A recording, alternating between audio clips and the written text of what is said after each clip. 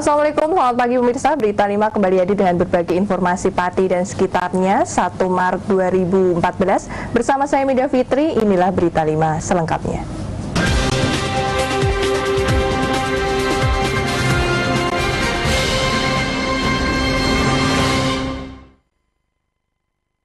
Sebagai antisipasi terjadinya kecurangan dalam proses pelipatan dan penyortiran surat suara DPR, DPD, dan DPRD, KPU Kabupaten Pati melakukan proses seleksi ketat, serta pengawasan dalam proses pelaksanaan.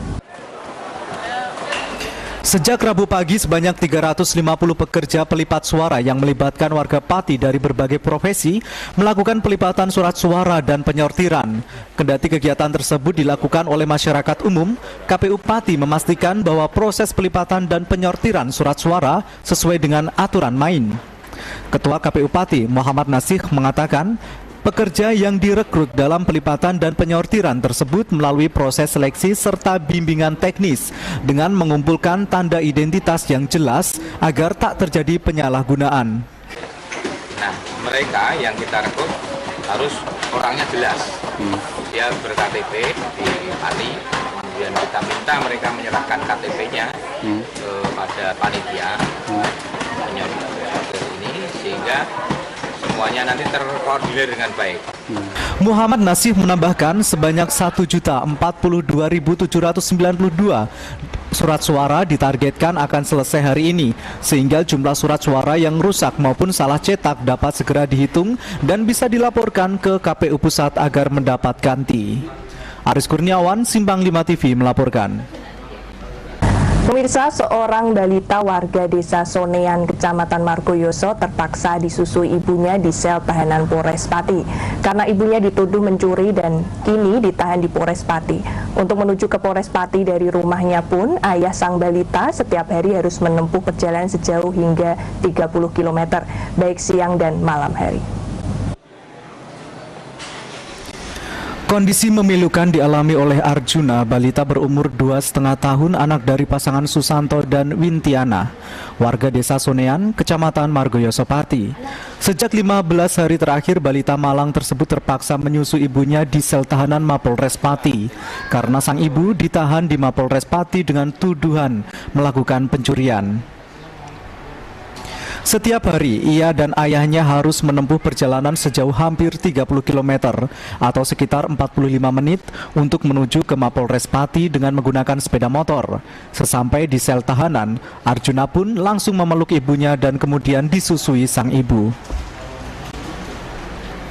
Sang ayah Susanto mengatakan sejak ditahannya sang istri, kini psikis anaknya pun terganggu. Setiap hari dirinya harus mengantar anaknya untuk menyusu kepada ibunya demi mendapatkan ASI eksklusif dari sang ibu. Diceritakan Pak, kok bisa istrinya sampai ditahan seperti itu? Ya awal mulanya gini Mas, dia itu pinjam gedang, digadekan tapi nggak mengaku. Terus dia malah ke Sumatera. Terus setelah pulang ke Sumatera, istri saya di rumah Mbak Wati malah minta damai. Mbak Wati mentang-mentang. Terus dia lapor di Polres. Kasus yang menimpa Wintiana bermula saat dirinya meminjamkan gelang emas senilai 11 juta rupiah yang kemudian digadaikan oleh tetangganya bernama Kuwati. Namun Kuwati justru ingkar janji pergi ke Sumatera dan tidak mengembalikan gelang tersebut. Jengkel karena gelangnya tidak dikembalikan, Wintiana diketahui ketua RT, orang tua Kuwati dan warga setempat kemudian mengambil sejumlah barang milik Kuwati untuk jaminan. Namun sepulang dari Sumatera, Kuwati justru melaporkan Wintiana ke Polres Pati dengan tuduhan mencuri. Sedangkan gelang emas miliknya hingga kini tidak juga dikembalikan. Sementara itu, Kasat Reskrim Polres Pati mengatakan penahanan tersebut sudah sesuai dengan undang-undang hukum yang berlaku. Terkait alasan penahanan, memang dia izin daripada RT, tapi kan kita lihat barang ini milik siapa? Milik korban, milik pelapor. Sudah izin belum dengan pelapornya? Sehingga dilaporkan ke polisi. Kan pelapor tidak tahu barang yang diambil. Sedangkan barang itu tidak ada kaitannya dengan hutang piutang tersebut. Lebih dari 2 pekan Wintiana mendekam di balik jeruji. Secara psikis Arjuna kini jauh dari ibunya. Meski kasihan, namun Wintiana enggan meminta penangguhan kepada Polres karena yakin dirinya tidak bersalah dan ingin keluar tahanan secara terhormat. Pihak keluarga Wintiana sebenarnya sudah melaporkan tindakan Kuwati yang tidak mengembalikan gelang emas miliknya ke Polsek Margoyoso. Namun hingga kini Kuwati justru tidak ditahan dengan alasan yang tidak jelas. Sedangkan Wintiana yang dilaporkan ke Polres Pati dengan tuduhan mencuri langsung ditahan. Aris Kurniawan, Simpang 5 TV melaporkan. Pemirsa, masih banyak informasi lain yang akan kami sampaikan setelah usai pariwara berikut ini.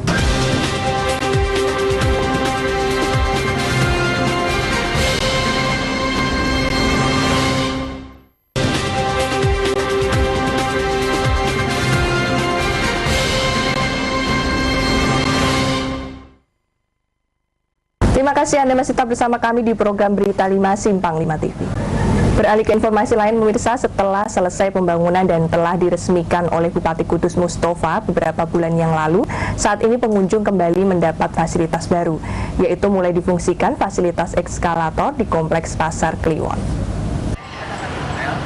Pasca renovasi akibat terbakar serta telah resmi kembali beroperasi, pengelola pasar terbesar di wilayah Ekskarsidenan Pati ini terus berbenah dengan memberikan sejumlah fasilitas untuk memanjakan para pengunjungnya.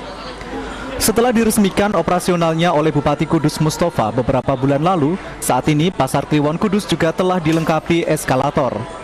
Penambahan fasilitas ini untuk memanjakan para pengunjung yang malas menggunakan fasilitas tangga biasa, mereka dapat menggunakan fasilitas eskalator. Diharapkan adanya fasilitas tersebut, aktivitas pengangkutan barang maupun para pengunjung lebih dimanjakan dan tentunya meringankan beban para buruh angkut barang. Tim Liputan Simpang 5 TV melaporkan. Meski memiliki keterbatasan penglihatan, tidak mengurungkan semangat Sagi, usia 70 tahun, warga desa Sendang Soko, Kecamatan Jakenan. Meski menyandang status tunanetra, namun Sagi tetap bekerja sebagai buruh jualan sapu keliling. Dengan berpegang pada sebatang tongkat dan memikul sapu, Sagi berjalan menyusuri jalan dari kampung ke kampung.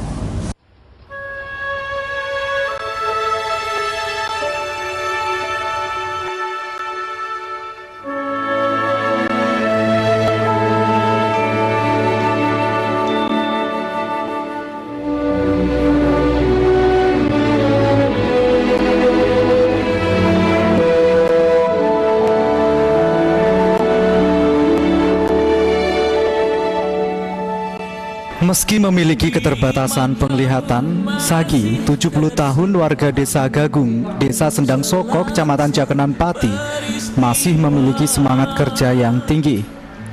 Meskipun hanya sebagai buruh penjual sapu keliling dengan mengandalkan tongkat besertakan kain warna merah, seminggu sekali dirinya berjualan sapu keliling dari desa ke desa. Ditemui saat berjualan, Sagi mengatakan dirinya berjualan sapu sebagai buruh.